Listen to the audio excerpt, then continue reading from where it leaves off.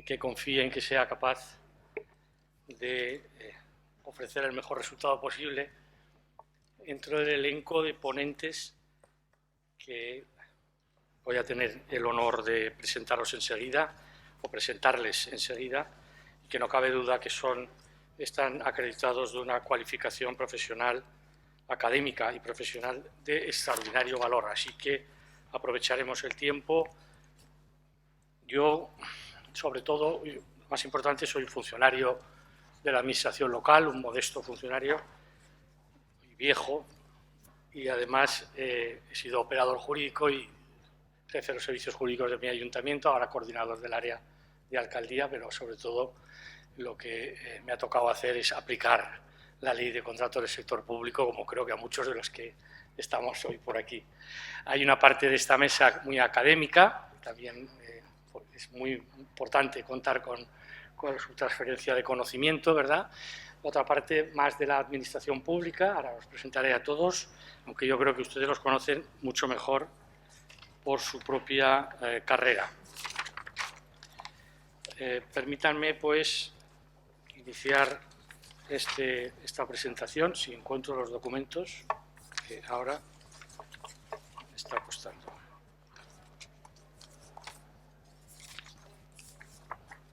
Sí, por el mismo orden del programa, en el título de propuestas frente a las patologías de la contratación pública, serán propuestas del Jeferenda. Tenemos en la mesa a don José Antonio Moreno Molina, catedrático de Derecho Administrativo de la Universidad de Castilla-La Mancha, director de la revista Contratación Administrativa de la editorial La Ley y del máster en Contratación Pública de la propia universidad. Es autor de numerosa bibliografía sobre contratación pública, conferenciante habitual. Es además miembro del Observatorio de la Contratación Pública y ha dirigido dentro y fuera de España numerosos equipos de investigación y es un colaborador habitual del observatorio y he tenido el gusto de coincidir con él en muchísimas jornadas y es una delicia escucharle, de verdad. También está Concha Orgué, catedrático de Derecho Administrativo de la Universidad de Sevilla, de esta universidad anfitriona, autora también de numerosas obras, tanto de Derecho Administrativo en su parte general como de monografías sobre bienes y servicios. Ha dirigido grupos de investigación, algunos muy específicos e interesantes, orientados a la transparencia y sostenibilidad de la actividad administrativa. Y esta es la parte, digamos, más académica. Luego entramos ya de la academia, pasamos a las administraciones públicas. Está con nosotros también Beatriz Idígoras Molina, jefa de la área de los asuntos consultivos del Gabinete Jurídico de la Junta de Andalucía. Es coautora de varias monografías, como los comentarios a la Ley 7/2021 de Impulso de la Sostenibilidad en el Territorio de Andalucía, y también ha escrito mucho y muy bien sobre el deber de confidencialidad y secreto límite al derecho de acceso a la información. Nos acompaña al final de esta mesa, a mi derecha también, Asunción San Martín, en este caso compañera y amiga. En Zaragoza hemos coincidido mucho. Ella es directora general en la actualidad de Patrimonio y Contratación del Gobierno de Aragón, funcionaria del Cuerpo de Administradores Superiores de la Comunidad Autónoma, ha sido secretaria general del Departamento de Presidencia mucho tiempo, ha pertenecido como vocal a la Junta Consultiva de Contratación de Aragón, al Tribunal Administrativo de Contratos Públicos también de Aragón y forma parte muy activa también del Observatorio de Contratación Pública, de cuyo comité científico académico forma parte. Y para finalizar, en el otro extremo de la mesa, no menos relevante, don Pablo Arellano Pardo es el interventor general de la Administración del Estado, es auditor de la Oficina Nacional de Auditoría y pertenece a los cuerpos superiores de interventores y auditores del Estado, al Cuerpo Técnico de Auditoría y Contabilidad y al Cuerpo Técnico de Hacienda. Y, entre otras muchas cosas, ha sido presidente de la Junta de Contratación Centralizada y vicepresidente de la Junta y Mesa de Contratación de los Servicios Centrales del Ministerio de Hacienda. Estoy seguro que comprenderán ustedes que con este rol de ponentes lo que más por mi parte puedo hacer es ser prudente, callarme, escucharles a ellos, pero sí que hemos intentado acordar unos temas dentro del título genérico de las propuestas frente a las patologías. De las patologías se ha hablado, creo que en este congreso ya mucho, patologías de la contratación pública, que yo a veces incluso me planteo si en ocasiones son patologías de la contratación pública o patologías de la administración pública que contrata, porque en muchas ocasiones somos nosotros mismos, los responsables de las administraciones públicas del gasto, quienes tenemos dentro de sí algunas patologías que nos hacen ser incapaces de aplicar con la suficiente solvencia y eficacia la legislación de contratos del sector público. Pero en cualquier caso, sea de la patología de los procesos o de las propias administraciones, sí que nos gustaría plantear algunos temas que solamente voy a enunciar y luego ya los ponentes los abordarán con detalle cada uno de ellos. Hay una primera cuestión que se nos ha planteado por uno de los ponentes, por el profesor don José Antonio Moreno Molina, y él quiere analizar lo que considera puede ser fracaso de la cuarta generación de directivas de la Unión Europea en materia de contratación pública y plantea reflexiones para las próximas reformas del derecho de la Unión Europea sobre contratos públicos, del mejor uso de la contratación pública para desarrollar bienes, servicios innovadores y crear mercados líderes en tecnologías limpias y estratégicas. Solo recordar, creo que en las ponencias anteriores también ya lo han hecho algunos de los que han participado, si es relevante la contratación pública en nuestro país, que representa ya más del 20% del Producto Interior Bruto. Si esto es así, pues la verdad es que las cifras pueden ser escalofriantes, ¿no?, desde el punto de vista de la importancia que tienen. Yo quiero creer que incluso con la llegada de los fondos europeos esta cifra es posible que se haya superado.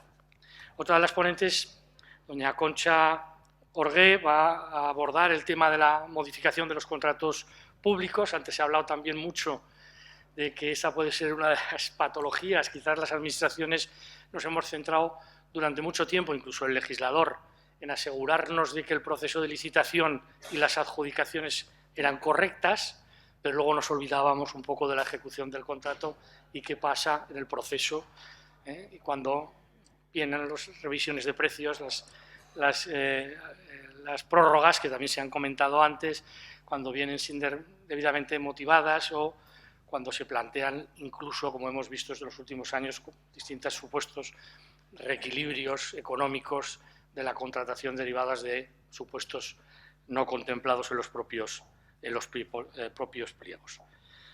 Beatriz Idígoras, compañera que querrá abordar el tema fundamentalmente de los encargos a medios propios. Y yo ahí además le animaba mucho porque este es un tema a mí me apasiona y me quita el sueño en muchas ocasiones, pero yo creo que en general se ha demonizado el trabajo y la colaboración de las administraciones públicas a través de sus medios propios. Se les ha un poco tachado de tratar de ser una huida de la legislación de contratos y se les imponen en ocasiones, a mi juicio, se les imponen o se nos imponen unos requerimientos y unos criterios. Si ya sabemos que son poderes adjudicadores y hay que aplicarles en todo caso la ley de contratos del sector público, ¿por qué tenemos que ponerles tantos límites, tantas trabas para que puedan ser una herramienta útil? Y a continuación, María Asun San Martín va a hablarnos, entre otras cosas, porque hablarán todos ellos de lo que les dé la gana, por supuesto, eso no faltaría, pero ella nos plantea un tema que también ha estado presente, yo creo, a lo largo de todo el Congreso, que es la agilidad o la no agilidad de los procedimientos de contratación. Alguien lo mencionaba, me parece que era Alfonso antes. El Tribunal de Cuentas Europeo, en su último informe, ha advertido que en los últimos 10 años el incremento del tiempo invertido en los procedimientos de contratación por las administraciones públicas se ha incrementado un 50%. Yo no sé el resto de las administraciones que estáis aquí, desde luego en mi ayuntamiento es imposible, por mucho esfuerzo y dedicación que pongamos o pongan todos los compañeros funcionarios de la casa en toda la fase contractual, de sacar un contrato, ya me da igual el importe, lo digo con contrato de procedimiento abreviado, ordinario, de sacarlo en menos de 8 meses. A sacarlo. Eso sin contar y rogando y rezando de que no haya un recurso especial por el medio de la contratación, ¿verdad? Claro, eso dificulta enormemente el cumplimiento de los objetivos presupuestarios de una administración, porque aprueba un presupuesto que sabe que, aunque sea todo a base de créditos plurianuales, no va a poder ejecutar casi nunca en el propio ejercicio presupuestario. Y eso trae consigo enormes dificultades. Finalmente, don Pablo Areñano, interventor general de la Administración del Estado, ha planteado una reflexión interesante, seguro, sobre los acuerdos marcos y sobre las sentencias y jurisprudencia más reciente del Tribunal de Justicia de la Unión Europea y los precios de licitación, y ese es el tema que analizará sin perjuicio de abordar lo que es su acreditada, aquilatada experiencia, además, como interventor, pues pueda proponernos. Yo, en el modelo que había convenido con los ponentes, no haremos luego, salvo que ellos mismos quieran intervenir, preguntas específicas a cada uno de ellos, que hable lo que consideren oportuno, y eso sí, daremos un último turno para cerrar, por si se ha quedado algo en el tintero, y en el caso de que luego quedara más tiempo, y si algún miembro presente de la sala quiere hacer alguna propuesta o pregunta o comentario, pues también daremos la participación que merecen ese tiempo que nos queda. Ya les he comentado, tenemos entre 15 y 20 minutos por intervención, vamos a intentar ajustar a los tiempos, yo les llamaré la atención con todo el afecto del mundo, pero les llamaré la atención si no lo cumplen, y así vamos dando paso a paso, finalizando este congreso. Por lo tanto, sin más preámbulo, doy la palabra al profesor Moreno Molina para que inicie su presentación. Muy bien, muchísimas gracias y bueno, pues un honor participar en esta mesa y bueno, pues abordar una temática de tanta importancia. Yo creo que llegamos al final del Congreso y vamos a tener la ocasión de reflexionar un poco en general sobre todo lo que hemos visto hasta ahora y las perspectivas de futuro. Y bueno, pues en el planteamiento que hacía Luis, que nos ha hecho una magnífica labor de coordinación durante todas estas semanas previas, pues ya ponía sobre la mesa varias cuestiones generales. Él decía en relación con mi intervención que iba a reflexionar en el momento en que se cumplen 10 años de la aprobación de las directivas de la cuarta generación de directivas sobre contratación pública de la Unión Europea, 7 años desde la aprobación de la Ley de Contratos del sector público. Yo creo que estamos en un buen momento para reflexionar de dónde estamos, hacia dónde vamos. De hecho, la Unión Europea, si se dan cuenta, en todas las anteriores reformas del paquete normativo sobre contratación pública, solía hacerlas sobre 10, 12 años.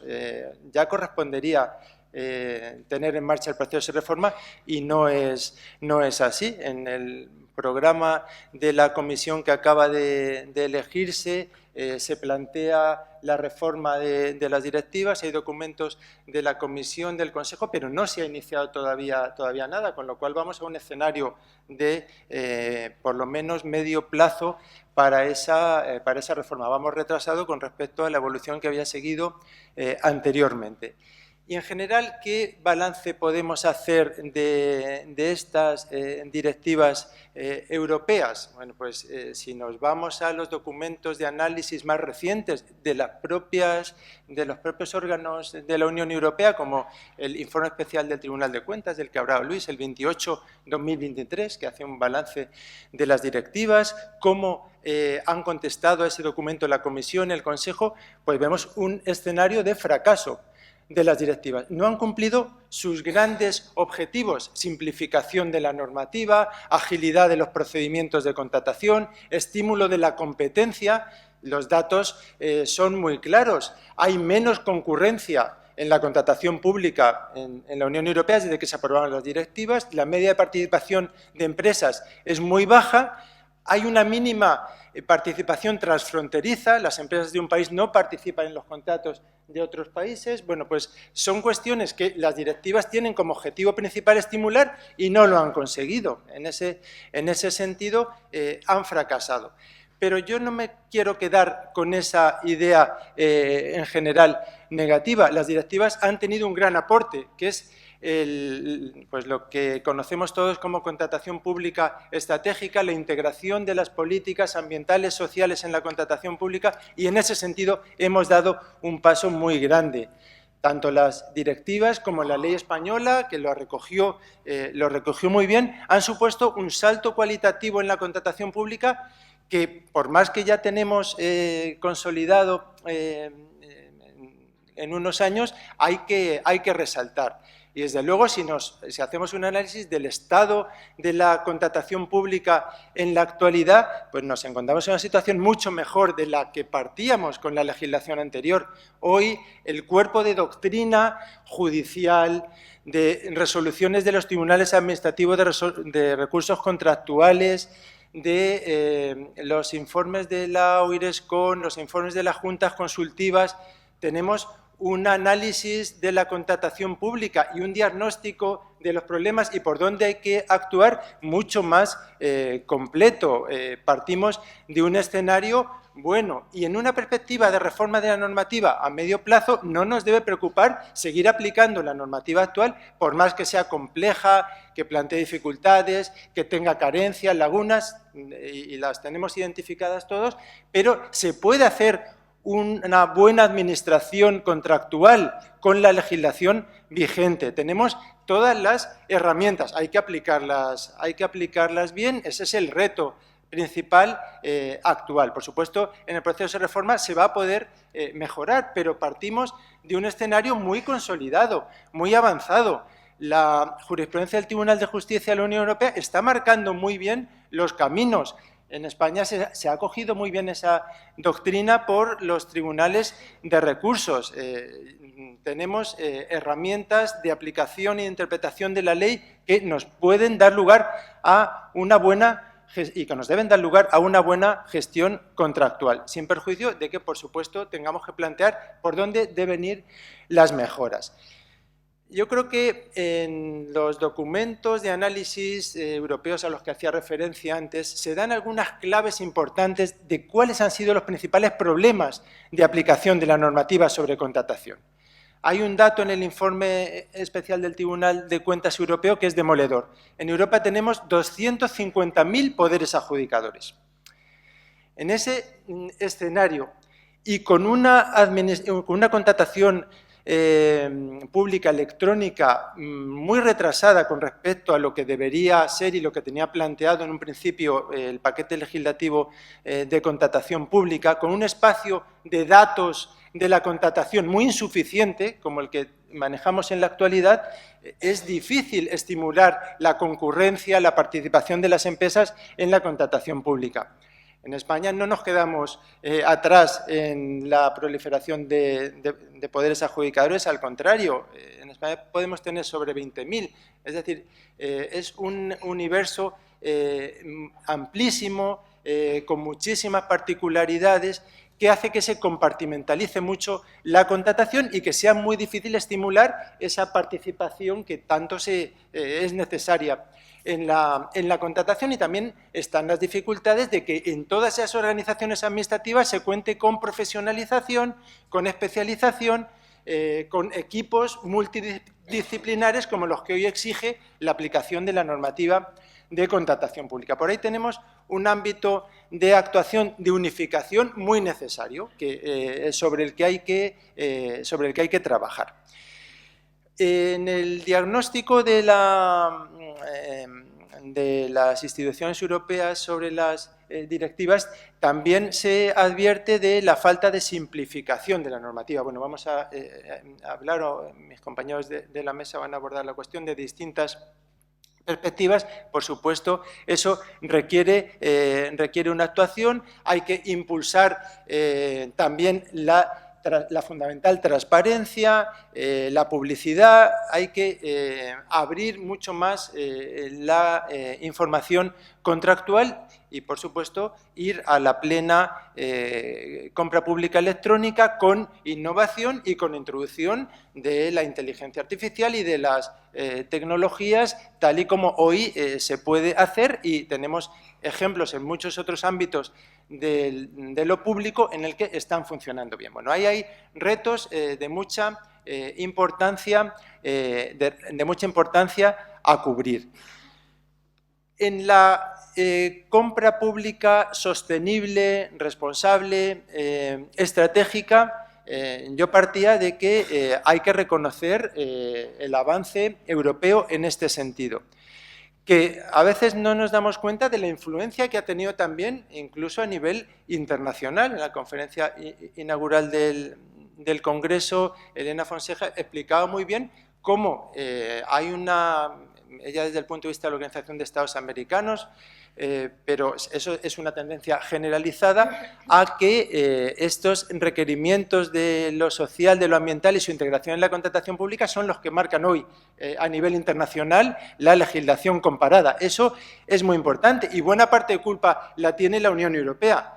Naciones Unidas en los Objetivos de Desarrollo Sostenible expresamente lo incluye también y el modelo que tomó fue el europeo. Yo creo que en ese sentido el planteamiento está claro, pero ahora lo que falla es la aplicación efectiva, porque es un reto de muchísimo alcance y hay que integrar muy distintas exigencias. Ayer el profesor Pernas nos explicaba muy bien cómo el Pacto Verde Europeo, las normas sobre economía circular, la ejecución de fondos europeos, están imponiendo toda una normativa que se aplica a la contratación pública, pero que parte de normas externas a las directivas y a las leyes sobre contratación, y eso pues dificulta mucho la aplicación. Bueno, pues ahí es donde es muy necesario hacer una labor de unificación, de simplificación, y en el proceso de reforma de las directivas el profesor Gimeno planteaba, ¿por qué no se va ahora a un modelo distinto? Las 4 generaciones anteriores han sido de directivas de la Unión sobre contratación. ¿Por qué no vamos a un reglamento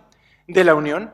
Igual que se está haciendo en otros ámbitos del derecho europeo. Un reglamento tiene la ventaja de que desde su aprobación por las instituciones europeas inmediatamente entra en vigor. Eliminas el proceso de transposición nacional con lo que supone de establecer reglas propias, de demorar la entrada en vigor. Pensemos en España, los retrasos de años que hemos tenido de incorporación de las directivas sobre contratación en todas las generaciones anteriores. Un reglamento, desde ese punto de vista, nos ofrece una unificación, nos permite una interpretación conjunta o homogénea de ese derecho a la contratación, que estaría apoyado por la labor pretoriana del Tribunal de Justicia y que nos situaría en un escenario que podría ser muy ventajoso en varios sentidos. Si queremos ir hacia esa simplificación procedimental, la puede establecer directamente la Unión a través de ese reglamento, donde puede integrar también las obligaciones aplicables a la contratación pública de las otras normas que son europeas también, de protección del medio ambiente, lucha contra el cambio climático, economía circular. Son normas que proceden de la propia Unión y, como decía, esa perspectiva la está ahora utilizando cada vez más la Unión Europea. Ha aprobado recientemente el reglamento de inteligencia artificial, no lo ha hecho por directiva, ha aprobado un reglamento también sobre la restauración de la naturaleza, la primera norma general europea en esa materia. Está utilizando esa técnica normativa frente a la directiva. Otra cosa es que los Estados prefieran las directivas, que haya reticencias en ese sentido, pero yo creo que nos llevaría a un escenario diferente y que podría dar lugar a una mejor aplicación del derecho europeo, que además se complementa con las otras herramientas que tiene la propia Unión, que es la posibilidad de publicidad unificada europea, que yo creo que es hoy imprescindible que sea así en todos los contratos, no en los contratos SARA, sino en todos los contratos, el vocabulario común de los contratos, los formularios unificados. La Unión tiene hoy unas herramientas que se pueden, por supuesto, revisar y potenciar para su desarrollo. Otros aspectos que yo creo que son importantes abordar. La gobernanza en la contratación. No estamos cumpliendo bien con las exigencias europeas. Formalmente sí, con la Eurescon, la Junta Consultiva, la labor que hacen de distintas perspectivas, pero hay que reforzar mucho más la independencia de la Eurescon y darle un funcionamiento que le permita establecer recomendaciones, marcar la aplicación de la normativa sobre contratación. Hay que reforzar el papel del Comité de Cooperación de Contratación Pública. No está funcionando, no se está utilizando todas sus virtualidades. Se han puesto de manifiesto con la elaboración de la Estrategia Nacional de Contratación Pública y hay una muy buena disposición autonómica impulsando muchas propuestas que luego no se están recogiendo desde el ámbito de la Administración del Estado. Yo creo que tenemos las herramientas, pero hay que potenciar mucho más su buen funcionamiento y hay que ir hacia una mayor profesionalización del sector público y del sector privado. Y ahí tenemos un reto muy notable. Ya hay herramientas también, Procurcon está bien planteado, vamos a aplicarlo, que requiere desde ya que lo utilicemos con todas sus consecuencias. Yo creo que ahí tenemos un déficit de gobernanza a ese nivel general y también desde el punto de vista de la gobernanza de las distintas administraciones y entidades públicas que tienen que reforzar sus equipos de contratación, incorporando esta perspectiva multidisciplinar que hoy es imprescindible para aplicar la normativa que desde tantos ámbitos resulta aplicable a la contratación pública y que nos plantea retos muy notables. Y un último apunte en la línea de lo que ha desarrollado muy bien el profesor Gimeno: tenemos que potenciar los mecanismos de colaboración público-privada para ir hacia esos objetivos que plantea la Unión Europea en contratación pública para liderar una industria europea pues acorde a las exigencias de transición ecológica, transición digital, transición social. Pues hay que utilizar mucho más la colaboración público-privada que resulta fundamental en ese sentido. Muchas gracias. Muy amable, José Antonio, y además muy amable también porque has cumplido rigurosamente con el tiempo, lo cual es una delicia. Concha, cuando quieras. Muchas gracias. Quiero comenzar mi intervención agradeciendo a la organización permitirme participar en este congreso sobre contratación pública en un tema que he tratado desde hace muchos años, que tengo especial querencia, ¿no? Por ello, quisiera comentar, en principio, una posible enmienda a la totalidad al que me hayan puesto aquí, ¿no? Porque yo no considero, ni consideré en su momento, que la modificación del contrato fuera un elemento o una institución patológica en la contratación. La modificación del contrato es una institución que pretende dotar de flexibilidad a la contratación en la medida que no hay que olvidar que la contratación es un instrumento para que la Administración cumpla el interés público. Y, por tanto, si durante la ejecución de un contrato se manifiesta que ya no va a cumplir esa finalidad que se perseguía con el contrato, pues es evidente que ese contrato no se puede mantener, o bien se puede modificar o bien hay que extinguirlo. Pero, desde luego, la modificación del contrato o los riesgos que en torno a la modificación del contrato están, no es mantener el contrato a ultranza, sino, en su caso, si es posible, modificarlo con el mismo contratista, que es, digamos, una cuestión distinta. Eso pone de manifiesto que la modificación del contrato es una institución que debe encontrar un equilibrio certero entre el interés público presente en adaptar el contrato a las circunstancias y que cumpla su finalidad y los principios licitatorios que se garantizan con la contratación pública y al que estamos obligados desde la Unión Europea, además de la certeza presupuestaria, de la certeza del gasto, de la eficiencia. Es decir, ese equilibrio entre esos dos intereses públicos es lo que tiene que atender una regulación. Y, además, explica el por qué las directivas por primera vez abordan esta cuestión, digamos, de una manera clara y precisa, con independencia de que ya se había adelantado la Unión construyendo una jurisprudencia en torno al cual se establecía cuándo una modificación del contrato era válida desde el derecho de la contratación europea. Dicho esto, y sin poder entrar en los detalles de la regulación que tiene nuestra legislación de contrato en materia de modificación contractual, sí quiero adelantar mi opinión. A mí me parece que es una buena regulación, a mí me parece que presenta un equilibrio entre esos dos intereses públicos implicados, digamos por dos elementos o dos circunstancias. En primer lugar, porque determina bien los supuestos en que cabe la modificación. Considero también que se han establecido límites sustantivos y cuantitativos que son muy de agradecer porque son objetivos en cada uno de los presupuestos, porque conecta bien con una posible causa de resolución del contrato original en la medida que no se pueda modificar en los términos en que es admisible o en la medida que el contratista no quiera mantenerse en el contrato con esa modificación, una institución muy señera en nuestro derecho de los límites para el contratista de aceptar y para la Administración de aceptar esa modificación necesaria, y en segundo lugar porque se establecen mecanismos bastante serios en relación con la modificación, que no solo es la regulación, sino que mecanismos a posteriori, ¿no? La publicidad de las modificaciones es algo que demandé desde las primeras regulaciones en modificación del contrato, porque advertí que una modificación llevada a cabo, aunque no hubiera cubierto nada de las exigencias que en aquel momento teníamos, era una modificación que no iba a poner en cuestión el contratista. El contratista lo que quería, en su caso, es que se le pagara satisfacción. Por tanto, el control de la modificación del contrato tendría que venir, en su caso, por terceros, y eso pasaba por la publicidad.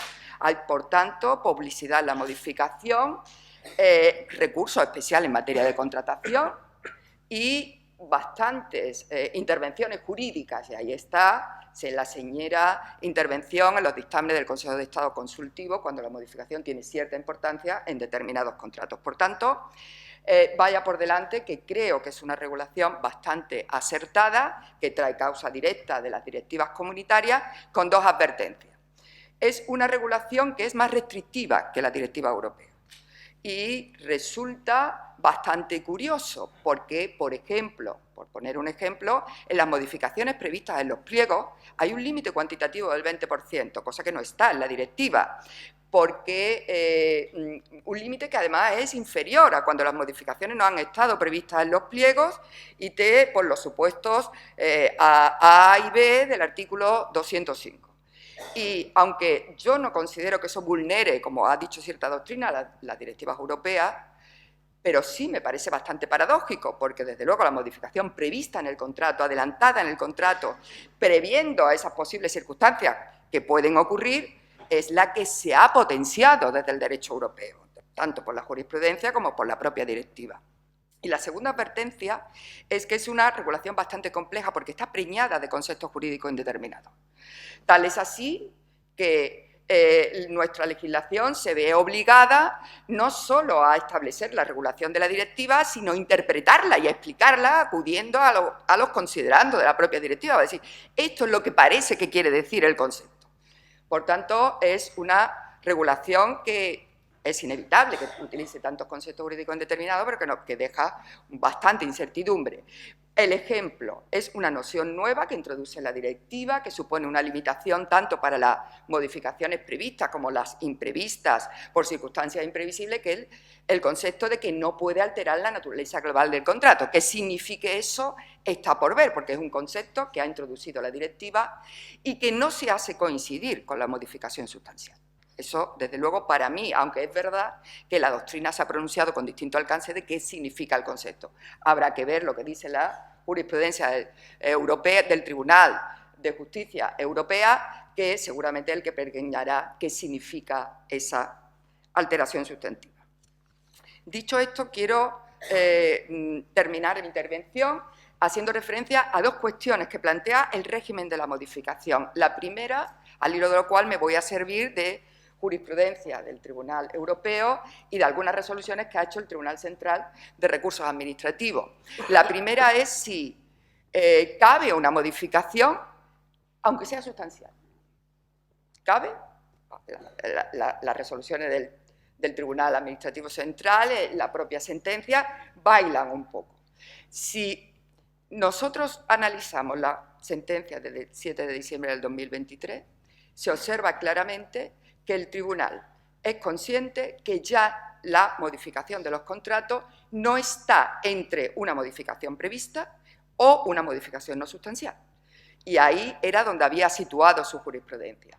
Ahora es consciente de que hay supuestos intermedios que hacen abstracción de que sea una modificación sustancial o no. En este caso se analizan contratos de obra en las que se altera uno de sus elementos y además se altera por la vía de los hechos, no hay ni siquiera un acto formal de modificación.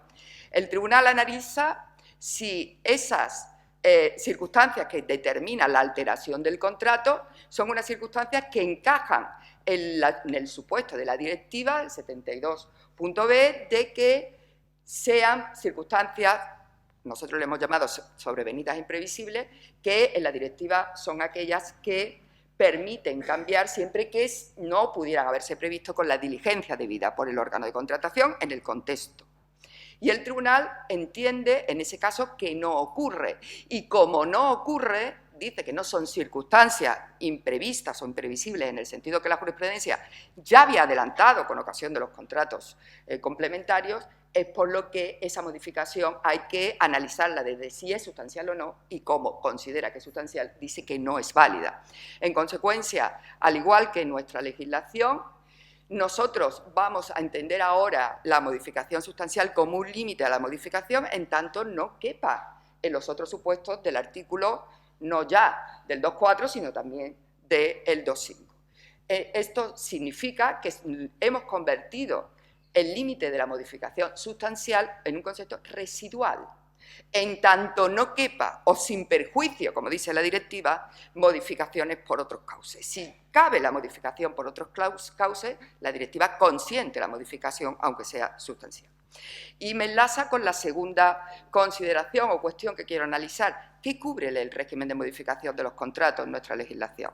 Para ello me voy a asentar o utilizar, aparte de la sentencia que acabo de señalar del 23, las resoluciones que ha vertido en el 2022 el Tribunal Central de Recursos Administrativos Especiales. En los dos supuestos, sobre todo en la del 436, la resolución 436, son supuestos donde hay una modificación de un contrato de suministro con la única modificación en exclusiva del precio unitario. Y el órgano de contratación lo justifica en el artículo 205, apartado B, porque ha aparecido una circunstancia imprevista. Dice que la guerra, el incremento de los precios, eso no se pudo haber previsto y subvierte la economía del contrato y admite la modificación. Y el que recurre, que es un contratista que no tuvo el contrato, por eso es bueno la publicidad de las modificaciones, dice que no se dan las circunstancias del artículo 205. Y ahí las resoluciones del Tribunal Central son resoluciones, para mí, manifiestamente mejorables. ¿Por qué? Porque toda su discusión es si la modificación, como no estaba prevista, es sustancial o no es sustancial. Y utiliza la jurisprudencia del Tribunal Europeo cuando todavía no estaban las directivas y utiliza sentencias del Tribunal Supremo que están analizando el régimen de la modificación de nuestro anterior texto refundido de la Ley de Contratos, que estaba en consonancia con la jurisprudencia europea, o estaba prevista o no podía ser sustancial. Pero realmente, si nosotros observamos, digamos, el fallo de esas resoluciones, lo que ocurre es que no es una modificación objetiva. El tribunal centra en que los artículos 203 a 207 no están regulando una modificación que pueda alterar elementos del contrato que no sean la prestación, porque para eso está la revisión de precio, para eso está la prórroga, para eso están otras cosas. Y, por tanto, considera que es una revisión de precios encubierta que, como no estaba prevista en el pliego, pues es sustancial y, por tanto, también, digamos, estima el recurso. Eso me lleva a la conclusión de que, como ha sido tradicional en nuestro derecho, cuando nuestras leyes regulan la modificación del contrato, lo que están contemplando es la modificación del objeto, de las prestaciones, no de otros elementos del contrato importantísimos, pero desde luego eso no cubre la modificación. Es más, nuestro artículo 203 empieza diciendo sin perjuicio de lo que hemos regulado para la sucesión del contrato, sin perjuicio de lo que hemos regulado para la revisión de precios o para la prórroga y otros elementos del contrato, solo se podría modificar el contrato. Es decir, está recogiendo una modificación objetiva del contrato. Eso no es así en la directiva europea. Es más, en la sentencia que acabo de comentar, el tribunal analiza la modificación del contrato cuando la modificación solo ha consistido en una ampliación de plazos, no se ha tocado la prestación y la trata como una modificación. Por tanto, nosotros tenemos un concepto más restrictivo en el régimen de la modificación que plantea sus problemas, porque no voy a entrar ahí, porque habrá que ver si los otros elementos que pueden cambiar en un contrato se ajustan o no a la directiva de modificación, pero eso es, digamos, para otro día. Lo que sí quiero señalar, y aquí va mi propuesta, es que lo que no ha terminado de regular bien nuestro derecho, no ha sabido hacerlo, o a lo mejor la doctrina tenemos parte, ¿no?, de que no hemos puesto los mimbres necesarios, es qué ocurre cuando la economía del contrato, es decir, aquellos parámetros que sirvieron tanto al contratista para ofertar el contrato, el contratante para ofertar el contrato, como el contratista para aceptarlo y buscarlo, y ir a la licitación, se subvierte por circunstancias ajenas a las partes. Es lo que en la doctrina a veces se habla de riesgo imprevisible, otras veces del factum principi. Es decir, hay circunstancias sobrevenidas, imprevisibles, que no alteran la prestación, pero están subvirtiendo la economía del contrato. Y nosotros no tenemos una regulación. Nosotros para los contratos tenemos el principio de riesgo ventura y alguna excepción en la fuerza mayor. Para las concesiones sí ha habido una regulación tradicional del riesgo imprevisible en el antiguo reglamento de servicios, que aparece que recoge aquí, pero desde luego no es una institución que se haya, digamos, abordado de una manera conjunta para los contratos. Y sería bueno hacerlo, porque no se debe olvidar que así como la contratación, a mi juicio, es un instrumento para cumplir fines públicos, el contratista lo que busca es un beneficio y el contratista lo que busca es una actividad económica. Pensar que mantener un contrato en los mismos términos cuando se han subvertido los elementos económicos que lo sustentan es arriesgarse a una mala ejecución del contrato, es arriesgarse a no cumplir la finalidad pública y es arriesgarse a que la contratación no dé los mimbres necesarios para que la Administración pueda cumplir sus intereses generales. Muchísimas gracias. Muchísimas gracias.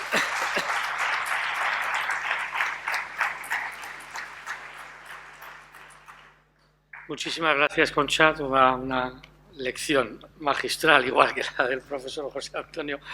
Es una gozada escucharos, de verdad que sí.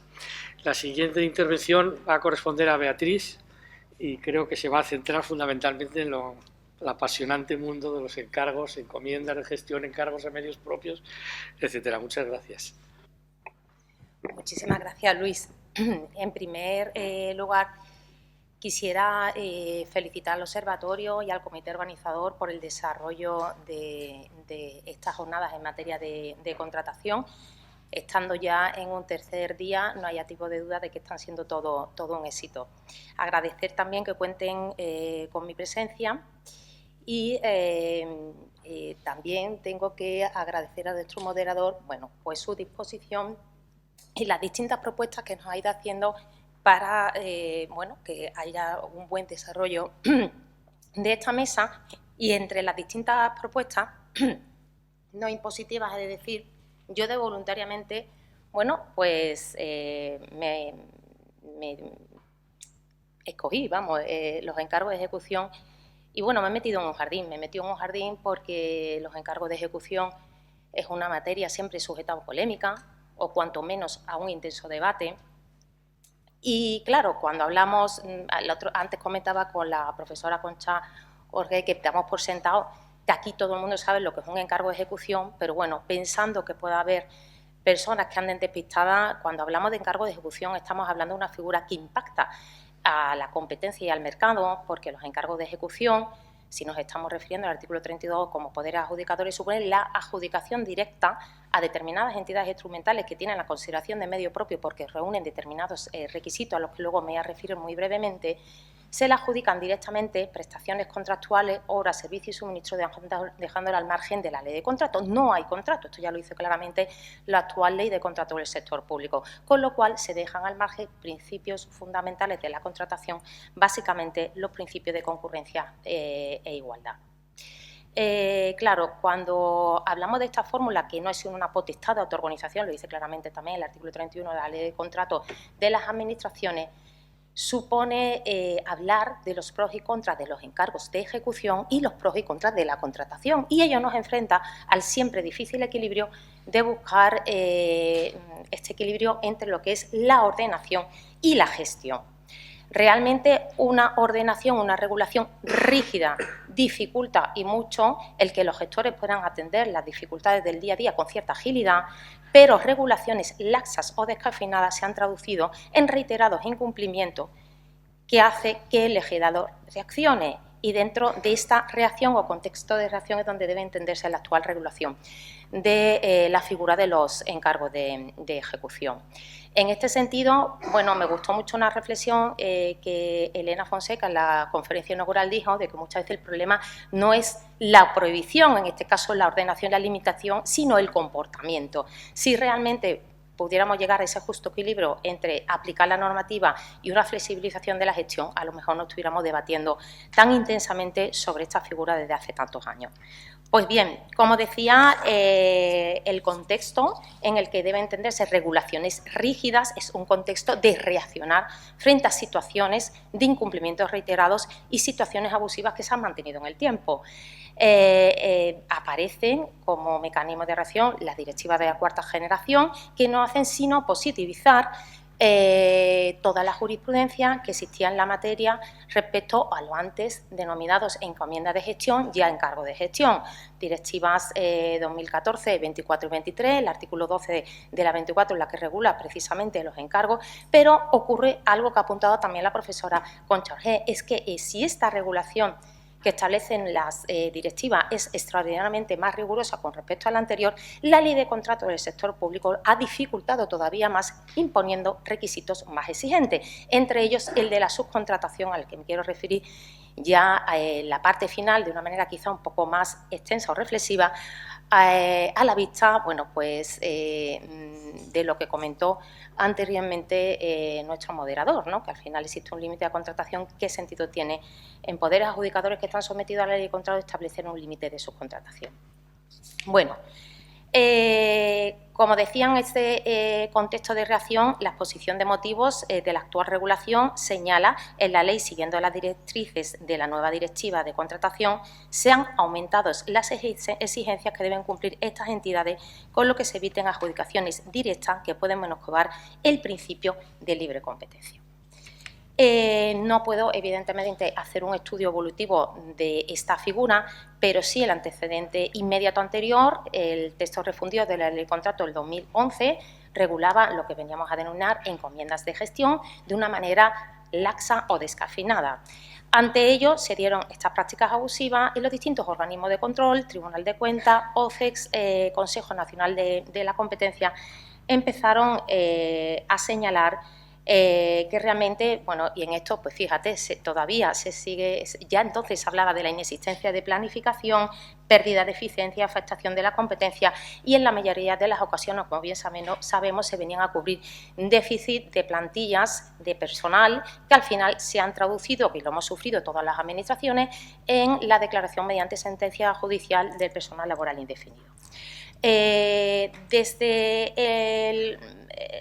el texto refundido del contrato del 2012 hasta la ley de contrato ha habido pequeños reajustes normativos, entre ellos el que posteriormente también me quiero detener para comentar, porque creo que es una patología que existe actualmente en materia de los encargos de ejecución, el artículo 86 de la Ley del Régimen Jurídico del Sector Público en lo relativo al criterio de suficiencia y eficiencia, que bien sabemos está dando lugar a criterios absolutamente contradictorios entre los distintos órganos consultivos, judiciales y también tratamientos diferentes por las distintas administraciones, y esto sí o sí se debería de solucionar a nivel normativo.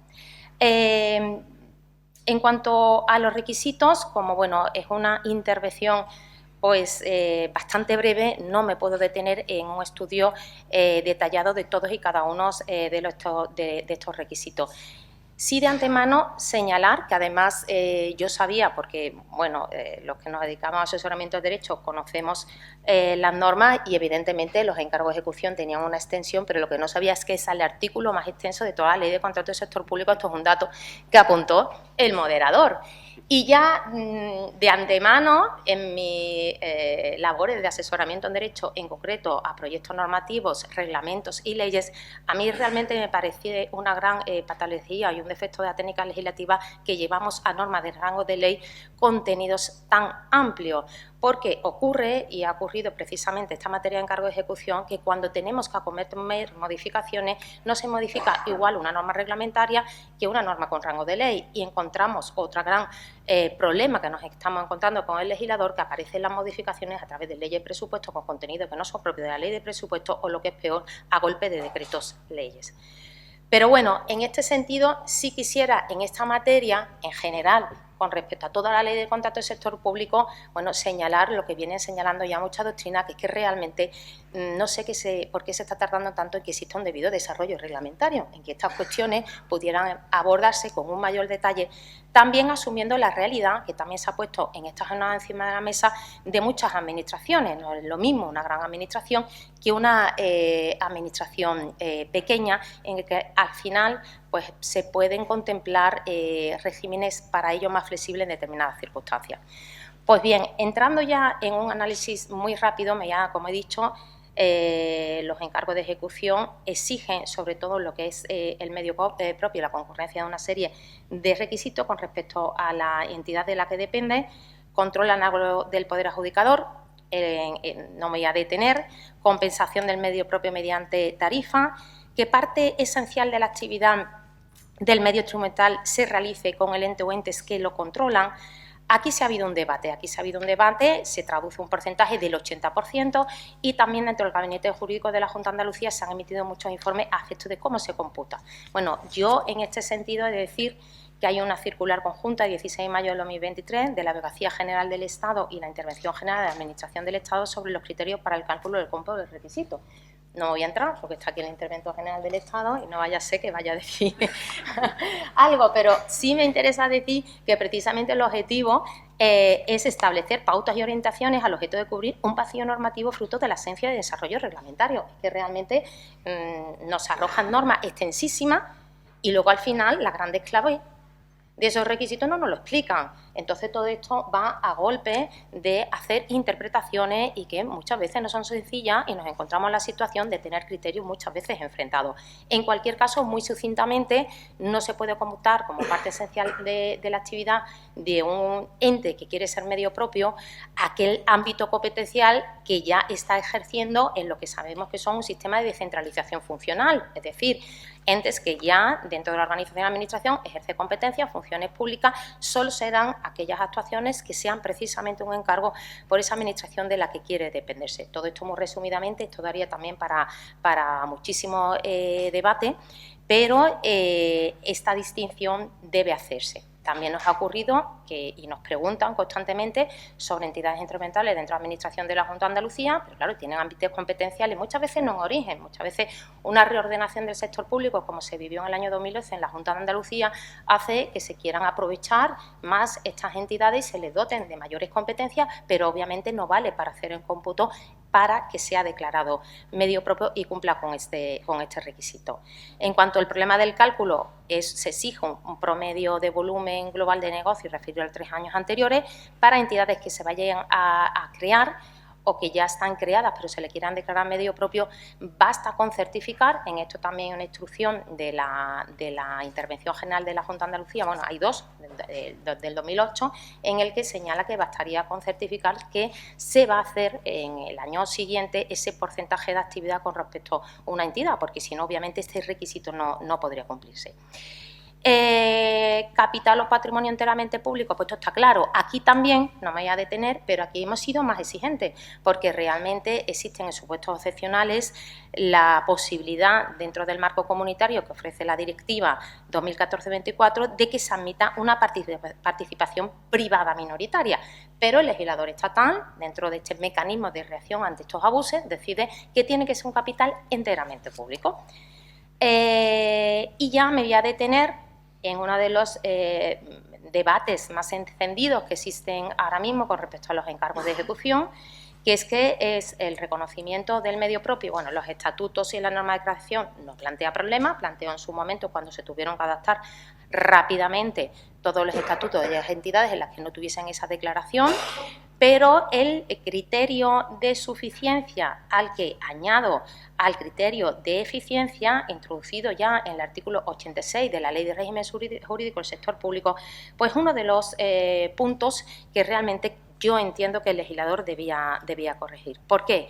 Porque el control de eficacia, es decir, el que el encargo de ejecución sea la opción más eficiente que la contratación en términos de rentabilidad económica, hay administraciones, entre ellas la Administración General del Estado, que defiende que debe ser en origen, en el momento que se cree el medio propio o existiendo el medio propio se vaya a declarar, pero que esto es un criterio que no debe mantenerse en cada uno de los encargos que luego se haya. Criterio que no es el que mantiene, por ejemplo, la Administración de la Junta de Andalucía, que tiene solventado el tema porque, en virtud de las competencias que tiene en materia de autoorganización, establece un artículo 53 bis que se introduce en la Ley de Presupuesto para el año 2021, en el que, en el apartado quinto relativo al régimen jurídico, exige que en la resolución del encargo se justifique la conveniencia y el ser más eficiente en la opción del encargo de ejecución frente a la opción de la contratación.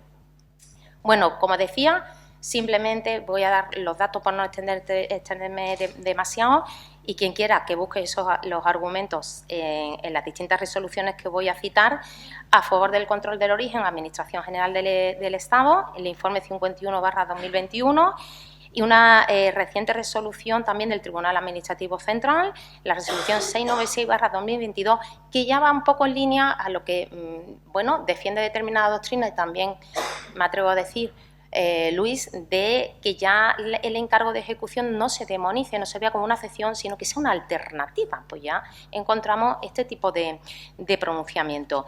Y control encargo a encargo, que yo no es que lo defienda porque lo diga mi norma, es que realmente ese control debe hacerse encargo a encargo, porque una entidad en origen puede dotar de medios suficientes, los puede seguir manteniendo, pero a lo mejor no puede absorber un volumen importante de encargo de ejecución. Y evidentemente ello aboca, y de hecho ocurre, a la subcontratación, que es el último tema que quiero tocar. Como digo, la Administración andaluza no es la única, también la cántabra, la ley suya del sector público 5/2018 incorpora, y me interesa también destacar un informe de la Comisión Consultiva de Contratación, de la que yo tengo el honor de formar parte, de Andalucía, el informe 3/2022, que ese informe no solo exige este requisito con respecto a los agentes instrumentales de la Administración de la Junta de Andalucía, extiende el cumplimiento del control de eficiencia encargo a encargo para los encargos que la Administración de la Junta de Andalucía haga tras A. Ese informe es un informe interesante para quien quiera verlo, porque hace un estudio muy exhaustivo de todos los vaivenes que ha tenido esta materia. El Tribunal de Recursos Contractuales de la Administración de la Junta aboga también por esta opción de hacer el control encargo a encargo, y entre otras, bueno, resoluciones desde el año 2022, desde el año 2019 hasta la más reciente de 259/2022. Y me he encontrado una sentencia también muy reciente del Tribunal Superior de Justicia de Asturias, de marzo del 2023, en el que defiende precisamente, rebatiendo los argumentos del informe de la Abogacía del Estado, de que debe hacerse los encargos a encargo, la justificación encargo a encargo. Creo que está recurrida en casación porque afectaba tras A y realmente venía a sentar un criterio diferente dentro de la Administración. Con ello, un minuto. Bueno, como es el tema que le interesa a Luis en el debate, igual me Pero no, mira, voy a hacerlo muy rápidamente, ¿no? El límite del 50% en materia de subcontratación. Curiosamente, debido a estas técnicas legislativas tan deficitarias, nada más que se aprueba la Ley de Contrato del Sector Público, a los pocos meses, a través de una ley de presupuestos, se modifica precisamente el régimen de la subcontratación para ampliar las excepciones a esta regla de la subcontratación. No me voy a esas excepciones porque no es el objeto de lo que yo quiero comentar, pero para que nos hagamos una idea, el artículo 37 dice que los negocios jurídicos que los medios propios hagan ejecución de sus encargos, primero, ya si se sujetan a la ley de contrato, y, en segundo lugar, establece un límite a esa posible contratación, estableciendo un límite a la subcontratación, mal llamada subcontratación, porque como no hay contrato, cuando el medio propio está contratando, no subcontratando. Esto es una patología, un defecto que tiene aquí el legislador estatal, y pone ese límite del 50% del importe de las prestaciones parciales que vaya a realizar en desarrollo de ese encargo, no considerándose prestaciones parciales aquellos que sean suministros auxiliares e instrumentales. Bueno, esto daría para un debate intensísimo sobre qué se debe entender por estas prestaciones parciales, pero lo que me interesa aquí lanzar es una pregunta, que es que si realmente el medio propio como poder adjudicador se somete a la Ley de Contrato del Sector Público, ¿por qué estamos estableciendo un límite de subcontratación? ¿Por qué lo estamos haciendo en definitiva en peor condición que la Administración Poder Adjudicador? Pues realmente cuando lo comenté con Luis me pareció, oye, pues que es una reflexión que tiene su parte de verdad, ¿no? Y entre la doctrina que defiende precisamente esta postura, Tejedor Bielsa, en el artículo los medios propios no subcontratan, contrata como poderes adjudicadores que son. Pero claro, me voy al inicio, ¿no?, que fue la conferencia inaugural de Elena Fonseca. El problema no está en la limitación, sino en el comportamiento, porque luego descendemos a la práctica y realmente vemos que este límite de la subcontratación es que se sigue sorteando. Realmente, ya de entrada, a mí me parece que casa mal no poner límite a la subcontratación. Yo creo que con esto te voy a decepcionar, porque no puedo afirmar categóricamente que pueda levantarse ese límite a la subcontratación, porque casa mal con el criterio de suficiencia y eficiencia. Si realmente nos vamos a ir a una subcontratación que llega a un 99%, tenemos otra vez el gran problema de entender que estamos utilizando los encargos como un ente simplemente intermediario, ¿no? Y ya para finalizar, simplemente, pues, en esos comportamientos y defendiendo la práctica, el Tribunal de Cuentas, en un informe reciente de fiscalización del año 2024, precisamente atraca, y ya sí a encargo de ejecución, no a encomienda, viene a decir lo que se venía diciendo precisamente de las encomiendas, ¿no? Que en definitiva, pues al final se sigue incumpliendo la normativa de contratación, se está sorteando el límite del 50%, llevándose encargos de ejecución hasta el 100%, da el dato de que de 16 encargos que en el muestreo analizan, 6 superan el 100% del límite de la subcontratación. Y claro, aunque no se sortee de manera burda, también se están haciendo calificaciones forzadas o artificiosas de lo que debe entenderse por prestaciones parciales o auxiliares. Y esto también daría para un intenso debate. Y por otro lado, también hay que pensar, que es mi última reflexión, cuando esté sometido efectivamente los medios propios a la ley de contrato del sector público, al no haber un seguimiento, y yo no quiero decir control porque le dije a Alfonso después de que dijo en su anterior intervención no vamos a hablar más de control, pero creo que falta un seguimiento de cómo se realizan estas contrataciones por los medios propios, realmente se ha detectado que hacen incumplimientos contractuales, se rige la ley de contrato, pero se están detectando otra serie de incumplimientos como el fraccionamiento del contrato y se celebran contratos menores, cosa con una administración en origen difícilmente hace, porque como también hemos dicho anteriormente, el gestor se preocupa mucho de cumplir la normativa de contratación. Y con respecto a Trasete, este informe da el dato de que de 5 encargos que analizan, 17 contratos con terceros se han realizado mediante contratación menor. En definitiva, como conclusión, creo que efectivamente algunas patologías deben corregirse. Creo que el tema de los encargos o las posibles flexibilizaciones en regímenes de contratación, pues quizá debería llevarse a un desarrollo reglamentario que, según las circunstancias, pudiera bueno, pues modificarse con mayor agilidad, que supone modificar una norma con rango de ley.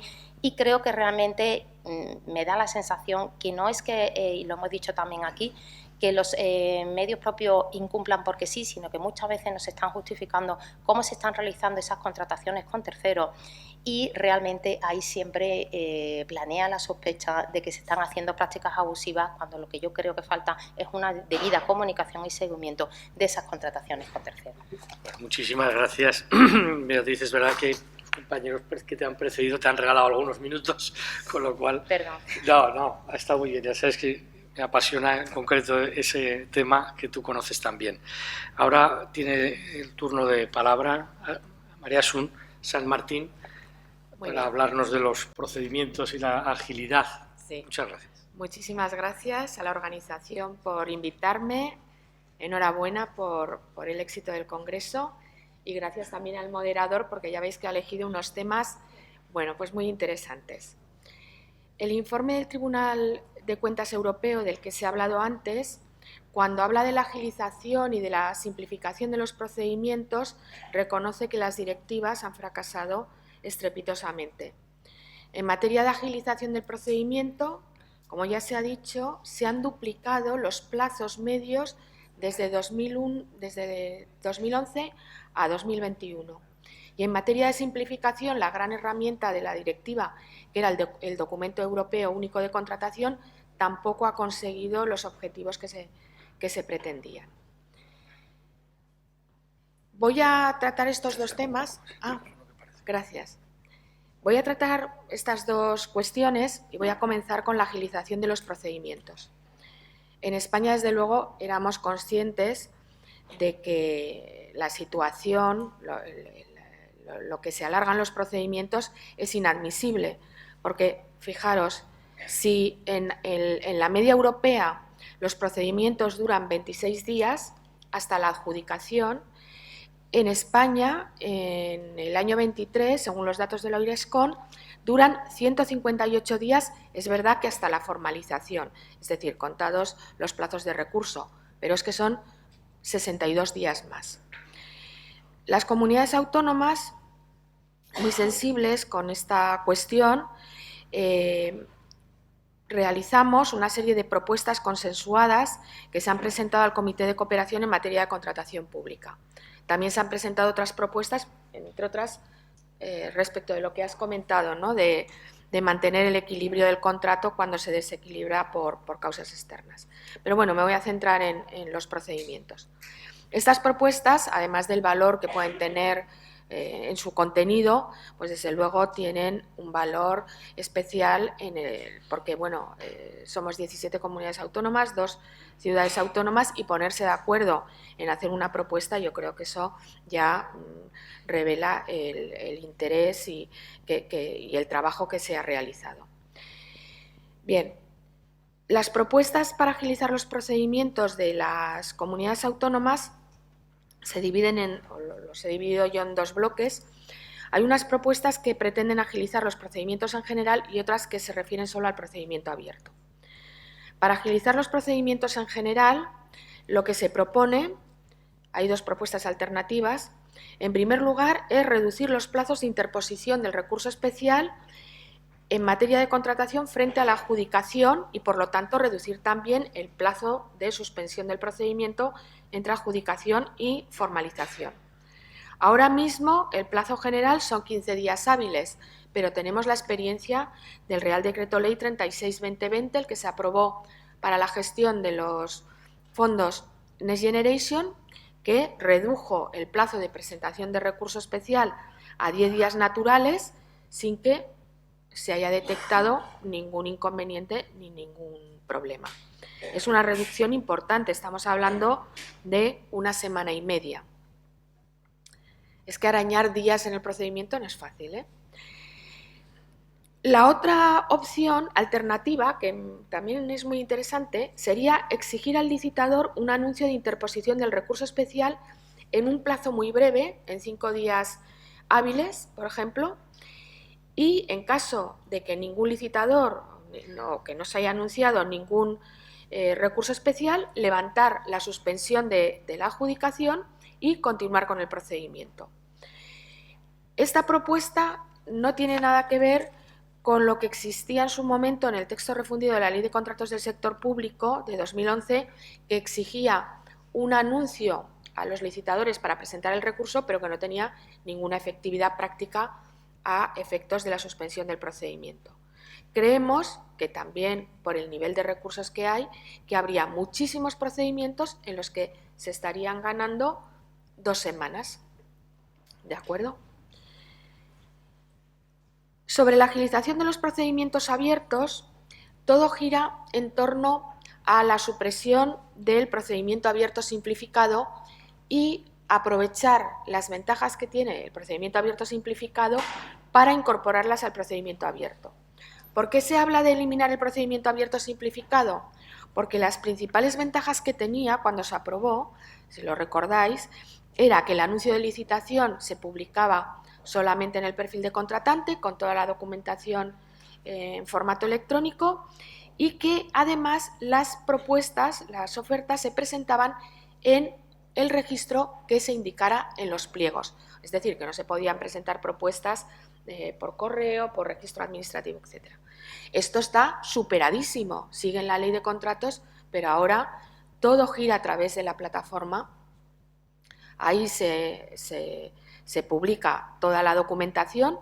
En el caso de que no se publique toda la documentación en formato electrónico, pues ya prevé la ley que hay que ampliar el plazo de presentación de ofertas 5 días.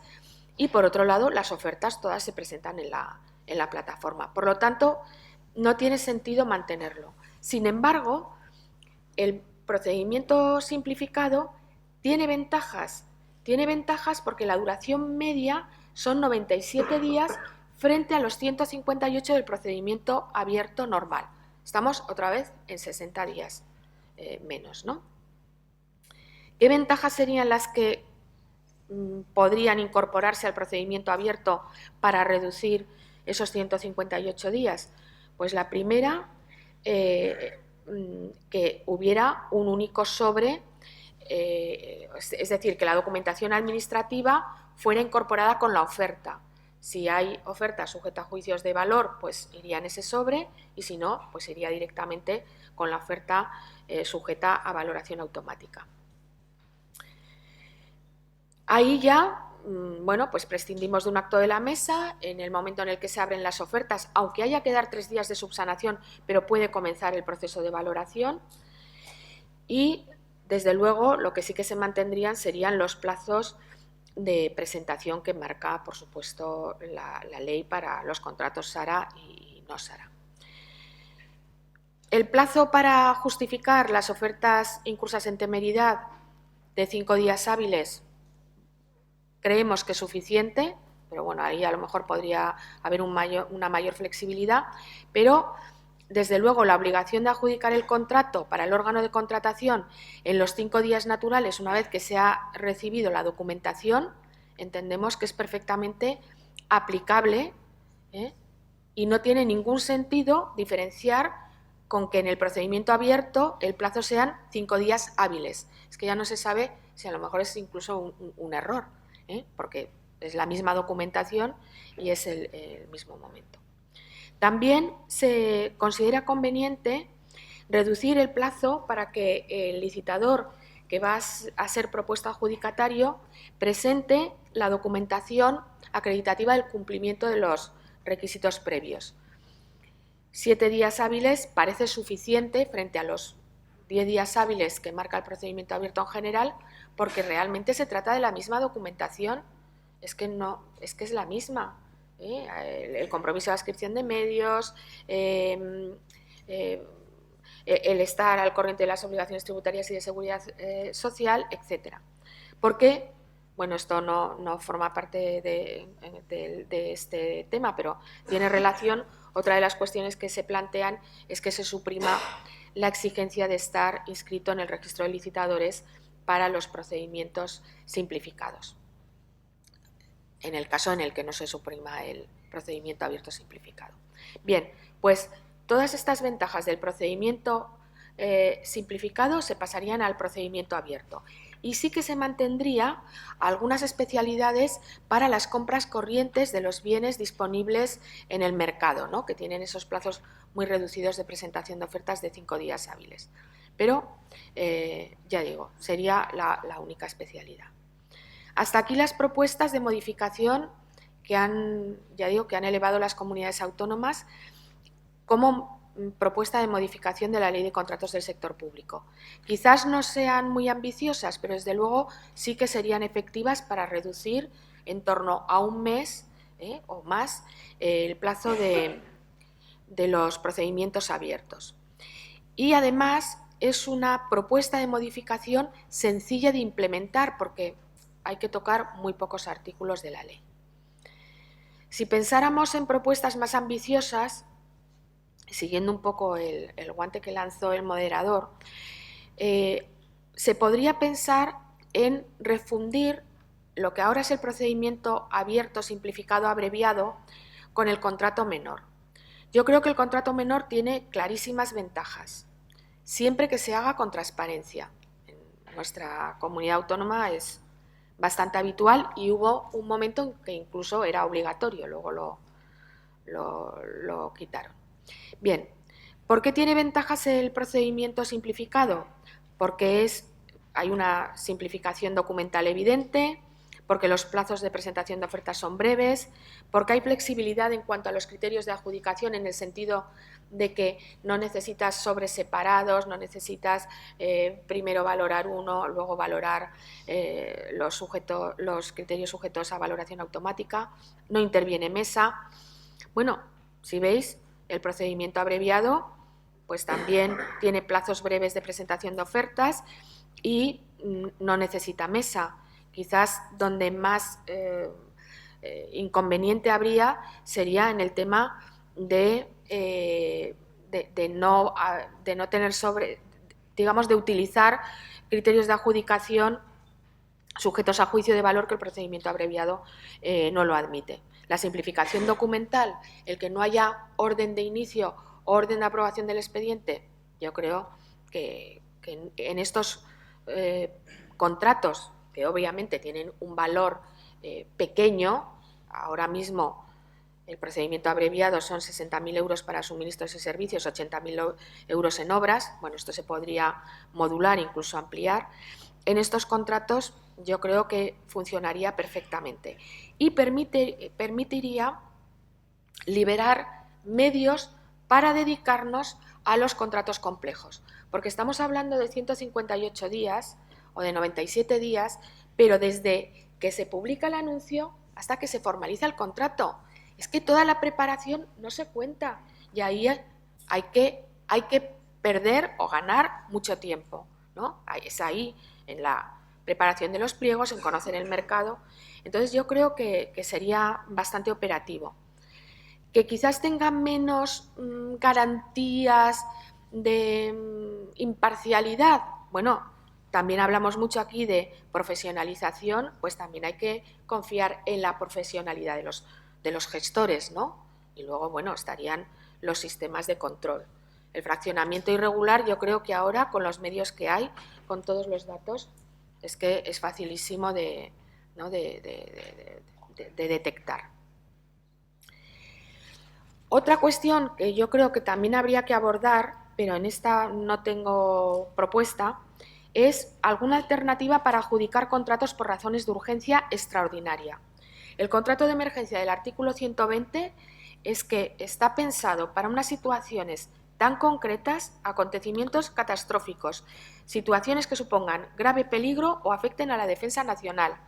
Acordaros que para poder celebrar las elecciones de 2019 hubo que hacer una interpretación por parte de la Junta Bueno, es que yo creo que hay muchos casos, yo estoy pensando, por ejemplo, en un supuesto que tuvimos, ¿no? Te quedas sin el servicio de helicóptero medicalizado de la noche a la mañana, ¿qué haces? Eso no afecta a la seguridad, a la salud de las personas. Entonces yo creo que esto habría que darle una vuelta.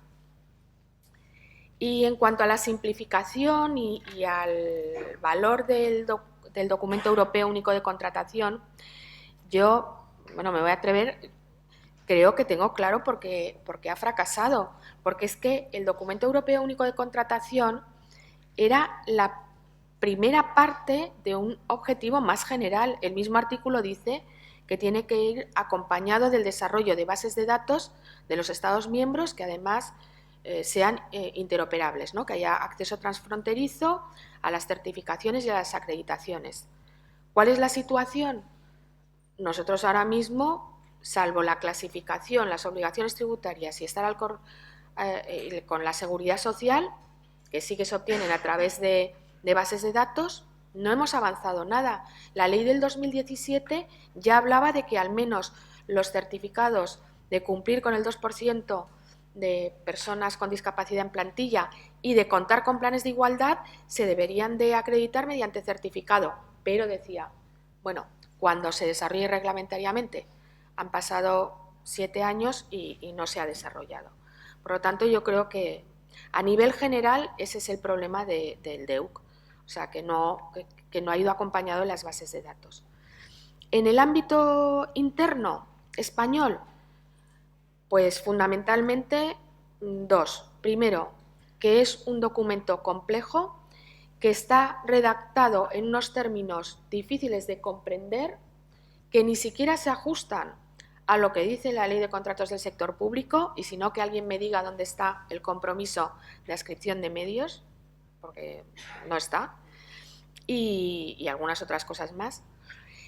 Y por otro lado, que claro, el artículo 140 de la ley no solamente te pide el DEUC, sino que te pide, bueno, pues si la constitución de la garantía provisional, el compromiso, si vas en UTE, para las empresas extranjeras el sometimiento a la jurisdicción de los juzgados y tribunales españoles.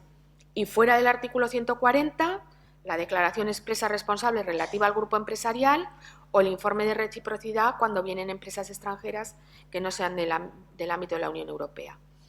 Es decir, no ha simplificado en una declaración única. Ahí hay algunas, bueno, iniciativas que yo creo que están muy bien, que son las declaraciones responsables únicas que han implementado, por ejemplo, en Aragón, se refiere a ella la Ley 1/2021, pero que yo creo que otros órganos de contratación y otras entidades las han implementado incluso sin necesidad de una regulación. También aquí se podría avanzar, ¿no?, en simplificar esa declaración responsable única. Sí, acabo ya.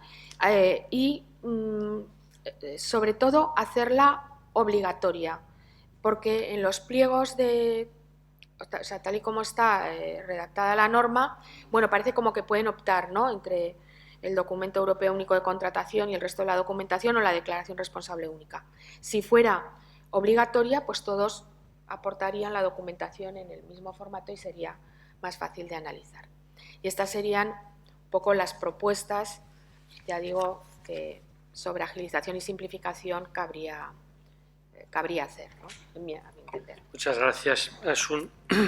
Ya casi en el final de esta mesa, el interventor general, don Pablo Arellano, tiene la palabra. Él va a tratar fundamentalmente, pero no exclusivamente, estoy seguro, el tema del acuerdo marco. Y tienes la palabra, Pablo, por favor. Nada, muchas gracias, Luis. No, lo primero de todo, unirme a mis compañeros en felicitar la organización del 6º Observatorio de Contratación Pública. Yo creo que ya una vez pasada la barrera del 6º ya se puede llegar a saber cuál. Te lo digo yo, que estamos celebrando el 150 aniversario de la intervención general este año, que una vez pasado el 6º ya se llega hasta el infinito, ¿no? Y agradecer también el que bueno, hayáis contado conmigo y me hayáis invitado, pero no a ejercer el papel de malo que normalmente ejercemos los interventores cuando nos invitan a este tipo de cosas, ¿no? Que tiene uno ya complejo de estos actores que cuando los ves salir en pantalla y ahí dices, ostras, este es el malo, porque ya le he visto la cara, ya sé que este es el, ¿no? Entonces, el poder tener la ocasión de participar en una mesa en la que con total libertad, pues Luis, con la organización fantástica que ha hecho, nos planteaba, oye, decidnos que cambiaríais vosotros de la ley de contratos del sector público, pues la verdad es que es una satisfacción, ¿no? A partir de ahí yo lo que quiero comentaros, primero una cuestión un poco ante el planteamiento de modificación de la ley de contratos del sector público, un poco metajurídica, aunque dentro de este foro suene un poquito fuera de lugar, ¿no? Y es que a la hora de regular en materia de contratación, y comparto todo lo que hemos dicho aquí, el hecho de la sobreregulación en norma con rango de ley, la falta de desarrollos reglamentarios, que en ocasiones hemos tenido que salir un poco a la palestra porque siempre hemos pensado, y siempre he pensado, que es mejor tener un cierto estándar, una forma de actuación, aunque a veces pues, cometas errores o te equivoques, pero es mejor tener una forma de actuación, algo a lo que agarrarse, que no tener nada y que cada uno vaya un poco por su lado, ¿no? De ahí un poco pues, la circular que comentaba Beatriz, ¿no? No, pero lo que quería decir es que, claro, la regulación, con carácter general, la regulación del ámbito jurídico público y en particular de la contratación administrativa es extraordinariamente compleja por muchos factores, independientemente de los propios que tiene todo lo que estamos hablando y todas las cuestiones que estamos poniendo encima de la mesa, ¿no? No solamente es una regulación como hemos visto y seguro que habéis visto durante toda la mañana, que está sometida al marco o al paraguas de la directiva comunitaria, pero es que ahí no acaba la influencia de la Comisión, ni muchísimo menos. O sea, ese es el primer paso. O sea, cualquier regulación que se hace en el ámbito de la contratación pasa por los servicios de la Comisión Europea y pasa por los análisis de la Comisión Europea y por los filtros de la Comisión Europea. No es una función digamos, aparente o explícita, pero continuamente están apareciendo recomendaciones a los programas nacionales de reforma o los programas de estabilidad en los cuales se está incitando o se está planteando mantener determinadas posiciones en materia de contratación pública. Es decir, no de forma a través de directivas, a través de las fuentes del derecho a los que, europeo a los que estamos acostumbrados, sino a través del propio intercambio entre administraciones.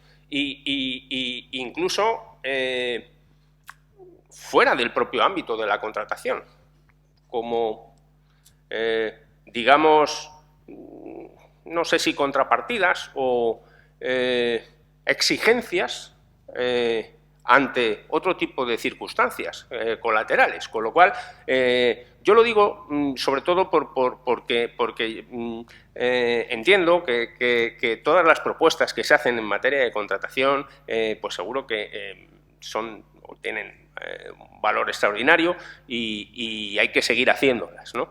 Pero luego el plasmar eso en una norma es extraordinariamente complicado en la práctica, es extraordinariamente complejo. Me estoy refiriendo solamente a la relación que mantenemos como país con la Comisión Europea en materia de regulación y con la supervisión de la gobernanza de contratación en España. Pero es que incluso dentro del propio ámbito nacional sabemos cuál es la configuración del Parlamento y qué tipo de iniciativas pueden plantearse y cómo pueden llevarse adelante, ¿no? Con lo cual, ya digo, es una cuestión metajurídica extraordinariamente compleja, pero que sí que quería un poco compartir porque yo creo que sí es una experiencia directa que tengo yo en mi día a día, porque nosotros también planteamos modificaciones y planteamos cuestiones que no nos ajustan. Nosotros estaríamos encantados de que se determinara reglamentariamente cómo se calcula el 80-20 o se desarrollara reglamentariamente, por no salirme de los encargos, cuál ha de ser cómo ha de computarse el coste efectivo en la subcontratación, que sustituye las tarifas que se aprueban al medio propio. Pues estaríamos encantados y lo hemos planteado 100.000 veces, pero pero no hay manera. Quiere decir que hay muchas veces que es complejo, ¿no? Eso no quiere decir que todas las aportaciones que se hacen en cuanto a modificación normativa tengan un valor extraordinario, porque es verdad que uno no sabe nunca cuándo puede pasar el tren de que, oye, que parece que hay una oportunidad aquí y entonces, oye, enganchamos ahí un montón de cosas que se pueden ir arreglando, ¿no? Pero es complejo, es complejo y un poco por ponerlo aquí encima de la mesa también, ¿no?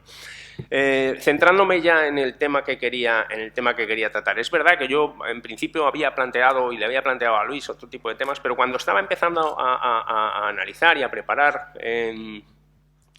mi intervención hoy aquí, recordé que nos habíamos topado con un asunto que nos había tenido ocupados. Nosotros, la Intervención General, formamos parte de la Junta Consultiva del Sector Público Estatal, tenemos representación allí y, bueno, pues participamos de alguna manera en los informes. No somos ponentes, pero, bueno, siempre opinamos, ¿no? Que se nos había planteado un tema, pues la verdad es que complejo y con repercusiones prácticas muy importantes. Tiene que ver con el valor estimado, ¿no? Con el valor estimado y cuál es el efecto que tiene el valor estimado, ¿no? Cuando estamos en un contrato, pues todos sabemos que cogemos el precio de licitación, quitamos el IVA, le ponemos modificaciones, le ponemos prórrogas, le ponemos tal, tenemos el valor estimado y ningún problema, ¿no? También sabemos que el efecto esencial de determinar el valor estimado es ver si estamos, ¿no?, los umbrales de directiva y ya está, ¿no? Digamos que prácticamente agota su efecto en el propio proceso de licitación, ¿no? No me va a afectar a la ejecución del contrato, ¿no? Dentro de la ejecución del contrato voy a tener otros aspectos como comentabas en cuanto a las modificaciones, bla, bla, pero no con respecto a esto, ¿no? Y, bueno, pues así estaba la cuestión, ¿no? Esta cuestión, que es tan relativamente sencilla y que se ve fácil en un contrato ordinario, se complica cuando estamos hablando de un acuerdo marco, ¿vale?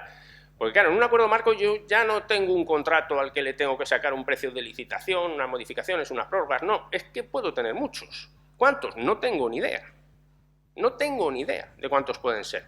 Es verdad que la situación varía mucho si estamos hablando de un acuerdo marco, más o menos ordinario, y se vuelve ya prácticamente en este aspecto ingobernable cuando estamos hablando de centrales de contratación, que tienen cientos y cientos de órganos de contratación que están tirando de ese acuerdo marco. Entonces, es verdad que en la práctica pues, se trata de hacer una estimación, hablando con los eventuales participantes en el acuerdo marco, ya sea obligatoriamente o de forma adherida, para que hagan sus estimaciones de cómo vas a utilizar este acuerdo marco o el acuerdo marco que está en preparación para poder dar un determinado valor estimado. Pero claro, este valor estimado es estimadísimo en relación con un contrato, ¿vale? Entonces, bien, el punto de partida de esto es un informe de la Junta Consultiva del Estado del año 2012, en el cual se planteaba un poco, oye, ¿cuál es el valor de este valor estimado que estás planteando en el acuerdo marco? Y sobre todo, ¿qué efecto tiene sobre la adjudicación de los contratos basados el haber alcanzado ese valor estimado que estaba puesto en el acuerdo marco, ¿no?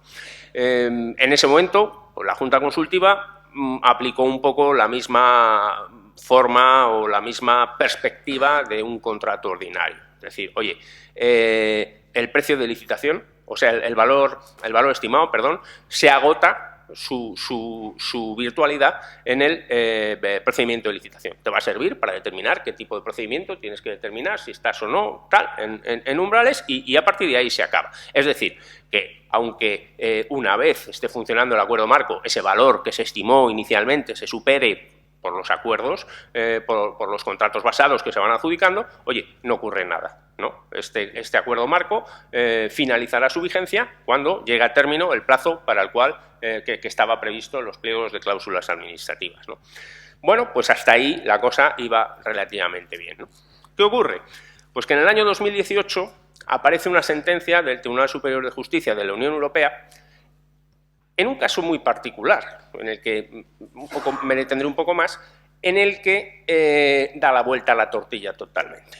Y viene a decir, también de una forma no especialmente clara, que los acuerdos marco, el valor, tienen que tener un valor estimado y viene a decir casi literalmente un valor máximo de los bienes y productos a entregar, una cosa así, ¿no? Y que superado este límite, hay que entender que el acuerdo marco finaliza y no se pueden seguir adjudicando contratos basados contra ese acuerdo marco, ¿no?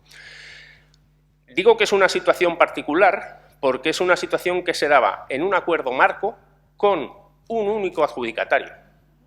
Entonces, el fundamento que utiliza el Tribunal Superior de Justicia es el de decir, oye, a ver, que aquí este contratista se ha comprometido a una serie de precios, de condiciones, bueno, el contenido que tuviera el acuerdo marco, pero claro, hasta una cantidad.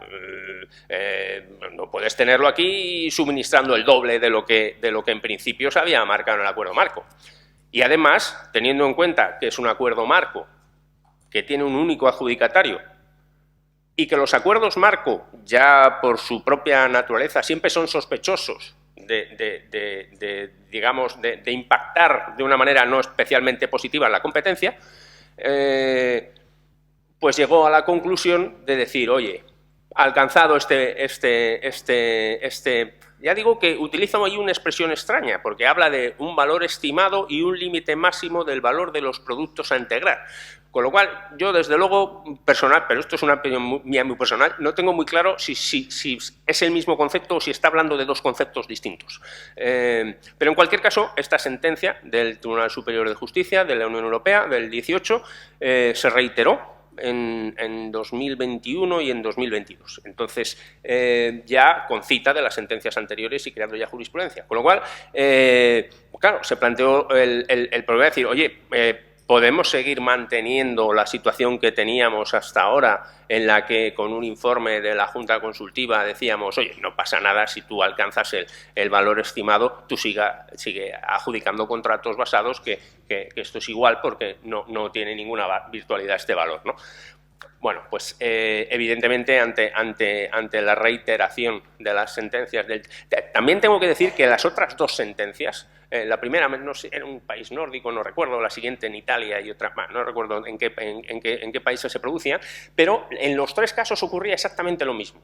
Era un acuerdo marco con un único adjudicatario. No se ha planteado nunca ninguna otra situación, sino solamente esta, ¿no? Pero el caso es que, claro, pues ante esta situación hubo que plantear una modificación en cuanto a la forma en la que estábamos aplicando esto, por lo menos en el ámbito de la Administración del Estado y, sobre todo, en el ámbito de la contratación centralizada, ¿no? Puesto que pues, no sé, ahora mismo a dar por 20, 22 acuerdos marco o más los que se gestionan desde la Dirección General y con una cantidad de órganos de contratación pues extraordinaria, ¿no? Con lo cual creaba muchos problemas a los que me voy a referir también, ¿no?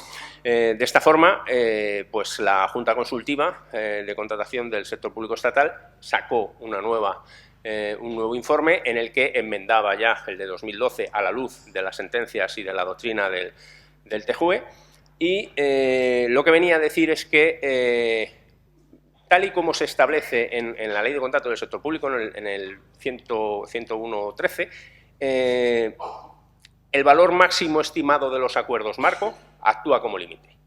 No se pueden adjudicar contratos una vez que se haya alcanzado ese valor estimado. Establece también que la Junta aprieta pero no ahoga del todo. Entonces establece también una pequeña ventana diciendo que se pueden seguir adjudicando contratos siempre que no se consideren una modificación sustancial del propio acuerdo marco en los términos en los que regula la ley de contratos del sector público, las modificaciones sustanciales del contrato, ¿no?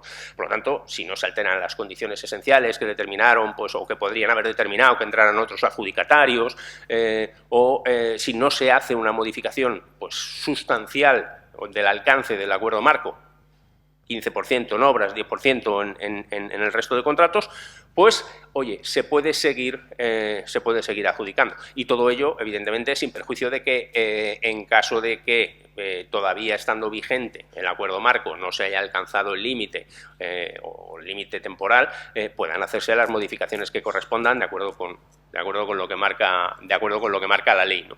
Entonces, esta es un poco la situación que tenemos ahora, pero que es la que yo planteo, y de hecho comenté hace pues, un par de años cuando surgió esta cuestión, o un año, con el director general de Patrimonio, la posibilidad de hacer algo, de hacer algún tipo de regulación, porque claro, esto nos genera un montón de problemas, esto nos genera un montón de incógnitas, es decir, ¿qué ocurre con un contrato basado que se adjudica y resulta que se había superado ya el límite del acuerdo marco? ¿Tiene que ser un contrato nulo?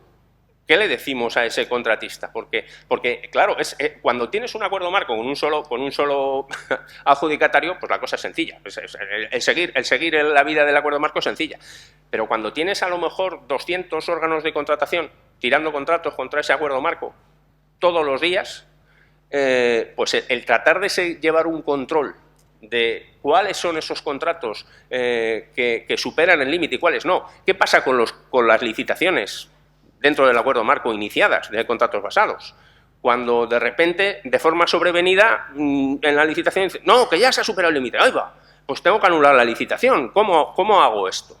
¿Cómo hago esto? Entonces, efectivamente, todo esto nos genera un montón de problemas, abre un montón de incógnitas y que, bueno, es necesario abordar.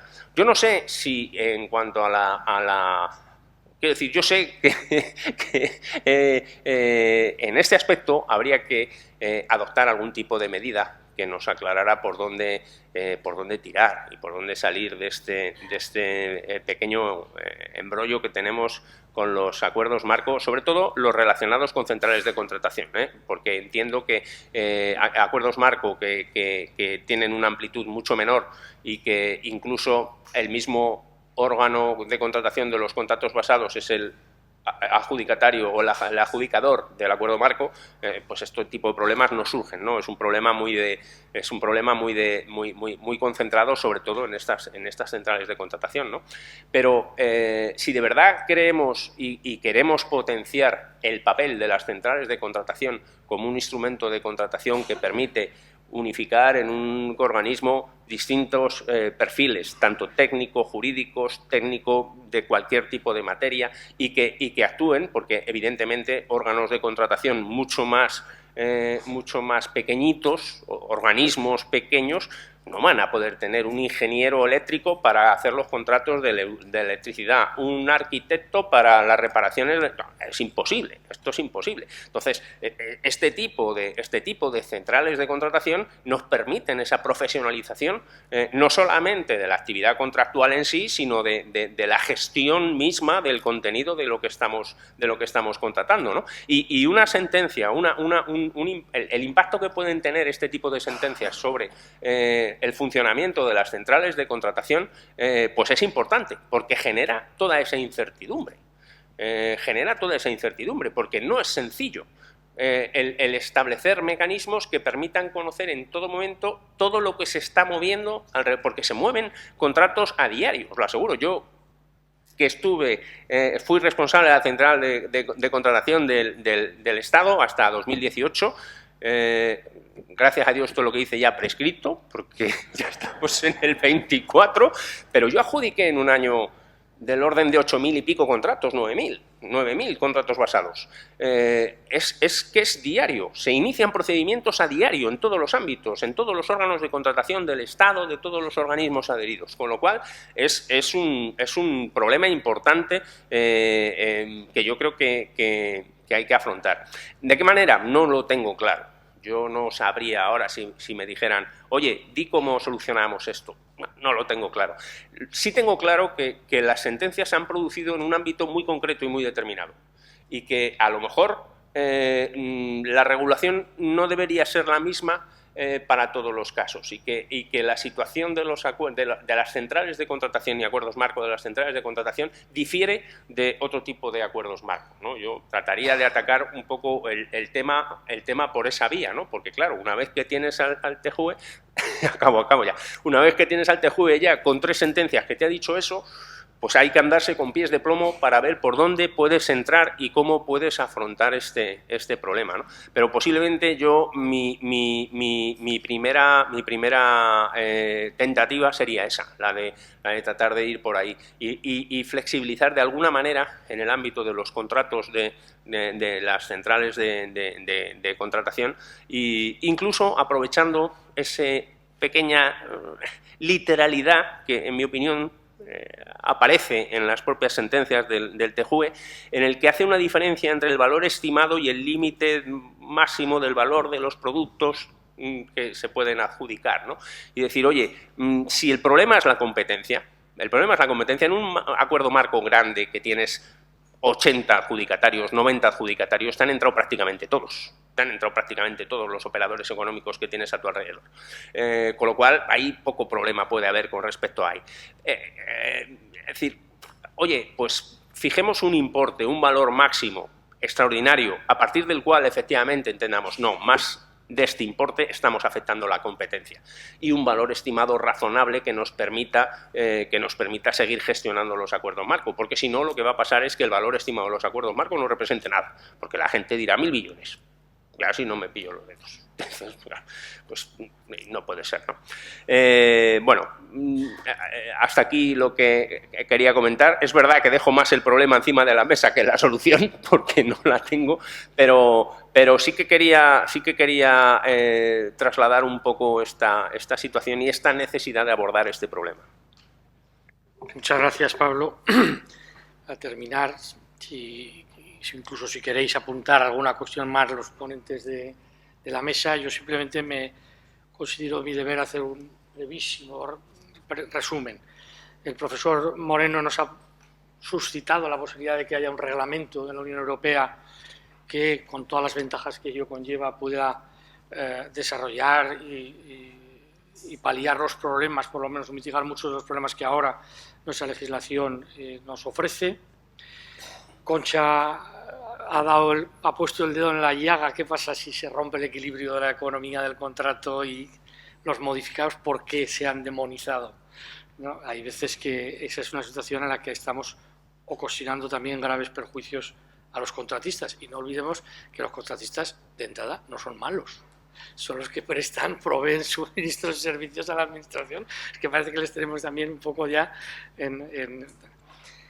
Beatriz ha insistido, creo que con muchísimo acierto, en la necesidad de analizar la garantía, la eficiencia de los encargos y de también apoyarlos, lo cual agradezco mucho, aunque sigas defendiendo las limitaciones en la subcontratación como un elemento de control que parece que es importante. Yo con ella comparto plenamente, desde luego, el que los poderes adjudicadores, sean los que sean, se someten a la ley de contratos del sector público, por lo tanto no subcontratan, es decir, lo que hacen es contratar, como los demás. Asun ha detallado con toda precisión, día por día, en el procedimiento donde se podrían rascar días. Yo necesitaría rascar meses más que días, pero yo creo que son propuestas muy interesantes, y no sé si en algún caso la legislación autonómica permitiría, sin necesidad de modificar la legislación básica, abordar algunas de esos temas, ¿verdad? Ella aboga por la modificación legislativa, y finalmente Pablo se ha hecho un análisis absolutamente muy provocador, además de lo que suponen los acuerdos marcos y esos límites al valor estimado del contrato que realmente no analizamos y está ahí, y tendríamos que poner alguna, o al menos alguien debería interpretar cuáles son esos límites. Yo, para terminar, y lamentando que no nos ha restado tiempo para las intervenciones que seguro que eran también muy relevantes de los presentes del Congreso, pero no quiero que el profesor Gimeno Feliu me deje sin comer, entonces nos vamos a ir. Yo les pediría solamente una cosa a todos, que de los más de 20.000 poderes adjudicadores que al parecer hay en España, yo quiero tener un recuerdo muy especial de los 8.200 municipios que hay en nuestro país, de los cuales solo 30 son de una población superior a 300.000 habitantes, lo cual quiere decir que podemos hacer una estimación de la capacidad técnica, económica y jurídica que tienen la mayor parte de las administraciones locales de nuestro país y de las exigencias que el legislador, muy bien, nos traslada. Es evidente que cuando se habla del abuso del contrato menor, es cierto, no cabe duda, pero es que a veces no tenemos otra herramienta con la que hacer o ejecutar los pequeños presupuestos que muchas de estas entidades locales tienen. Así que yo creo, le pediría al legislador que también tenga en cuenta que hay otras realidades que hay que atender, que no son solo potente administración del Estado, las potentes comunidades autónomas, esta en la que estamos, que es de las fuertes y potentes, sino que hay también otras administraciones que tenemos que cumplir y aplicar la ley. Agradeciendo muchísimo el nivel altísimo de todos los ponentes, como ha hecho el anterior moderador, he pedido un aplauso para todos ellos. Muchas gracias.